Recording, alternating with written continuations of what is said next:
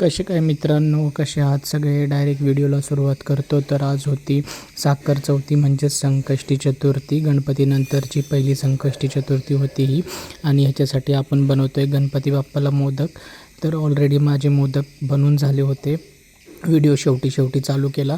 भरपूर असे मोदक बनवले होते, मस्त हाताने बनवले होते. साचा फक्त घेतला होता असाच, पण साच्यातले काय मला जमत नव्हते. सो हाताने मस्त मोदक वळले बाप्पासाठी.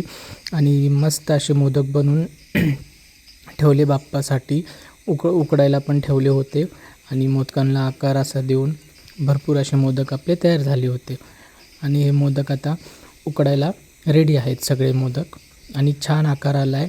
एकात दोन असे त्यातले थोडेसे होते, पण इट्स ओके.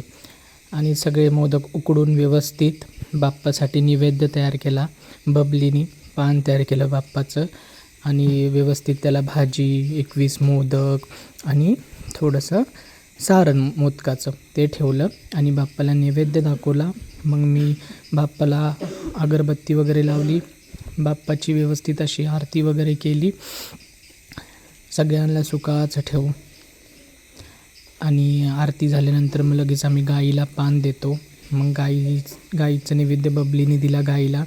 गाईची पूजा वगैरे करून व्यवस्थित गाईंना हळदी कुंकू वगैरे लावून आम्ही गाईंची पूजा केली.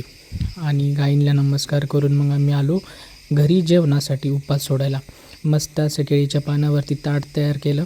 आणि पहिला मोदक मी खाल्ल्यानं खूप मस्त झाला होता. बोला गणपती बाप्पा मोरया. बाय.